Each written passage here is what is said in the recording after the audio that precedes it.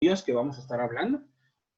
Si es el dios, por ejemplo, así como en este caso que es Atena, pues aquí en el frontón va a tratar algo de qué era ella, ¿verdad? ¿Por qué llegó a ser dios? O en, qué, en este caso, a qué se le atribuye. Siempre va a haber ahí, en este caso, por medio de alto o bajo relieve, pues va a haber en este caso una leyenda.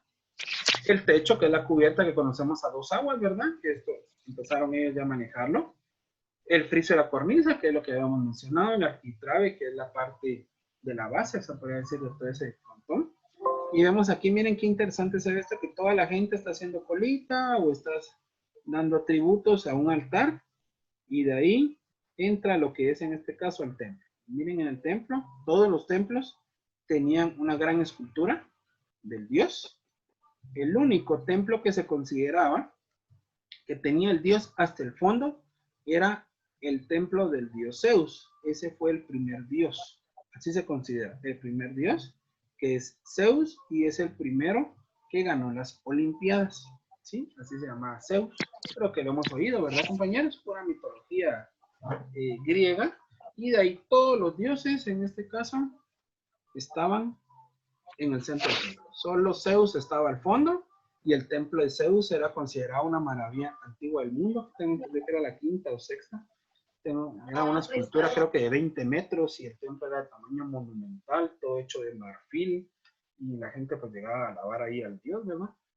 Y en este caso pues por los terremotos, el tiempo, etcétera, etcétera, desapareció prácticamente el templo, está en ruinas, pero era considerado en su momento una maravilla del mundo. Vamos a avanzar de presentación y ahora voy en este caso con las columnas. Compañeros, una columna está dividida en tres partes. Le vamos a llamar capitel, que es la parte de arriba de la columna. Es esta, miren. Le vamos a llamar fuste, que es el cuerpo de la columna. Y le vamos a llamar en este caso base. Algunos libros lo llaman como basa. Cualquiera de los dos es exactamente lo mismo. Y es como que los pies de la columna. Compañeros, esto se basó directamente a la figura humana. La figura humana, pues tenemos un cuerpo, una cabeza, un pie, y las proporciones es que la cabeza se repite 8 veces en todo el cuerpo. En este caso, el único que llegó a su máximo esplendor fue el corintio, y se considera que una columna perfecta, aquí pues tenemos pues cuestión de visión, pero una columna perfecta griega era que el capitel se repetía 8 veces. Entonces estaba la columna y el capitel era dividido entre de 8 la columna y era prácticamente la proporción de la cabeza. Y la base era media cabeza, que es lo que se considera la altura en este caso de los pies. ¿Cómo fueron creados en este caso estos templos? O mejor dicho, estos estilos de columna fueron creados directamente conforme fue avanzando la arquitectura en la época clásica. Hubieron ciertos dioses que se fueron convirtiendo dioses, otros eran semidioses, quiere decir que no llegaban al nivel dios, o en este caso no tenían tanta divinidad, o no hacían tantos milagros, podemos decir. Entonces le llamaban semidios, porque era alguien sobrenatural, porque dominaba muchas cosas, pero no hacía milagros. Ellos creían en ese que si usted era habilidoso, inteligente, era un dios. Así lo creían, ¿sí? Pongámosle en el caso, no sé, Juanito. Juanito era deportivo, era intelectual, era un dios. Ah, pues sí, porque Juanito es inteligente y es deportivo. Y eso es lo que creían los griegos, ¿verdad? Entonces no todos pues eran dioses, por ejemplo, le llamaban semidioses, porque este cuate es bueno, pero no hace milagros, por ejemplo. Entonces, conforme fueron creando ciertos dioses, a todos los dioses, cuando iban muriendo, así le van haciendo sus templos. El primer templo era de orden dórico, fueron los primeros templos que se hicieron, muy sencillos, que es este tipo de capitel. Es uno de los más básicos. De ahí en este caso se le hizo a un dios llamado Taurus, no sé si lo han oído, o se les hace familiar lo que es la palabra del Tauro, Taurus, ¿no niños? ¿O sí? ¿El signo no? ¿Sí? ¿Perdón? Es un signo zodiacal. Ajá, Es un signo zodiacal. En este caso era un dios, que era un dios guerrero, y ganó ciertas guerras, y cuando falleció, pues, él se proclamó, porque cada quien tenía un nombre artístico, ¿no es esto? Entonces él se llamaba Taurus, ¿no? Al final era un Tauro, y en este caso él se ponía ciertos cuernos. Y esos cuernos le llamamos volutas. Y esos cuernos fue lo que hicieron en su templo, que es lo que tenemos aquí, miren, estas volutas. Estos son unos cuernos.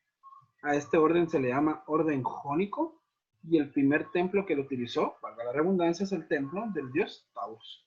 Es la primera vez que utilizaron el orden jónico. Y el orden corintio, compañeros, se utilizó para una diosa, o una diosa de, es una diosa de la guerra también, por ser hija, de un dios, pues tenía el derecho de comandar el ejército, a pesar de que era mujer, no era del ejército, no sabía nada del ejército, pero por ser hija, en este caso, del dios, tenía el derecho de comandar.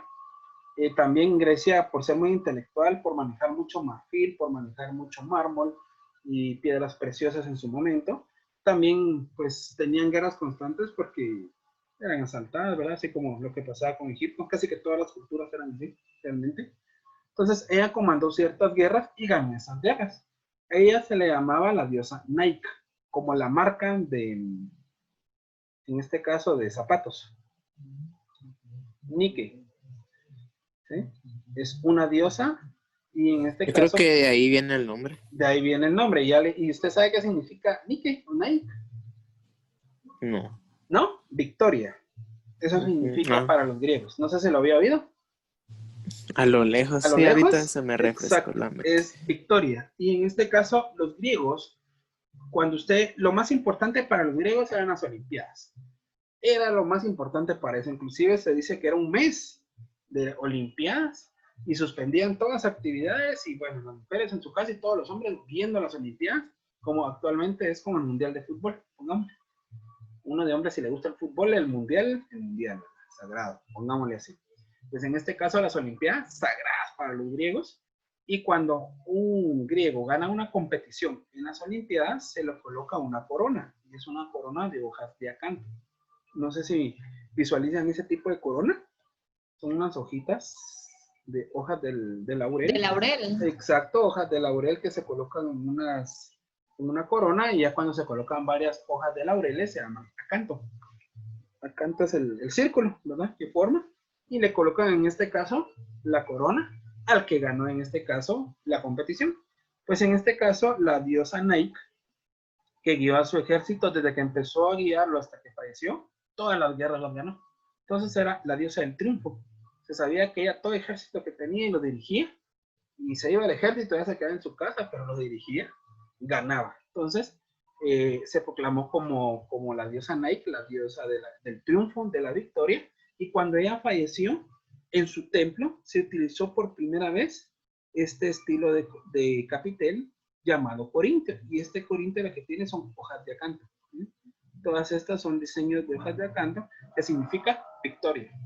Porque las hojas de acanto lo utilizaban ellos, eran muy simbólicos, ¿verdad? Lo utilizaban ellos en las Olimpiadas para demostrar que alguien había ganado. Entonces eso lo representaron ellos en el capitel, en la cabeza, valga la redundancia, de la columna que le llamamos capitel. Pusieron ellos las hojas de acanto y fue dedicado a esa diosa llamada Nike. Luego ya vino una empresa que, si no me equivoco, es estadounidense, y cómo representa una victoria, algo bueno, por medio de un chequecito, como el que estoy poniendo, y de ahí nace esta gran empresa llamada Nike, ¿verdad? Pero quiera que no, usted ve los zapatos Nike, Nike. En realidad se pronuncia diosa Nike, y es Nike en inglés, y significa triunfo, victoria. Eso es lo que significa. No sé si ya lo sabían, niños. No. ¿No? Sí, Johnny creo que ya lo sabía, ¿no? Más o menos. Sí, sí, más Sí, o menos. sí, ¿verdad? Entonces es triunfo, eso significa triunfo, victoria. Y era una diosa, no era un dios, era una diosa. Entonces en este caso, vemos aquí el detalle de las columnas griegas, ¿verdad? Lo que le llamamos las volutas. También aquí tenían volutas con hojas de acanto. Estas líneas que vemos en las columnas se le llaman estrías. Y después lo utilizaron los médicos para dar esas líneas a nuestro cuerpecito cuando estamos bien esbeltos, ¿verdad? O a las señoritas cuando están también con un poquitillo de libritas de más. A todos humanos se nos forman estrías, son como líneas en nuestra piel, ¿verdad? En este caso, pues los griegos lo interpretaron en las columnas para dar cierto estilo arquitectónico y se le llamaba estrías. ¿Sí? Si se darán cuenta, son nombres que todavía perduran en la actualidad y se utilizan en otras partes. Bosel le vamos a llamar a esto redondito, compañeros. Si yo, por ejemplo, tengo una franjita cuadradita, y yo les decía en este caso cuando trabajamos, no, nunca lo hicimos, pero en un momento iríamos a hacer, compañeros, démosle círculo a esto, y usted venía con una lija y se ponía a lijar esto y lo ponía ahora redondito, ya no cuadrado, a eso se le llama bosel. Eso actualmente lo utilizan mucho los carpinteros y se utiliza mucho en el marco de la puerta de madera.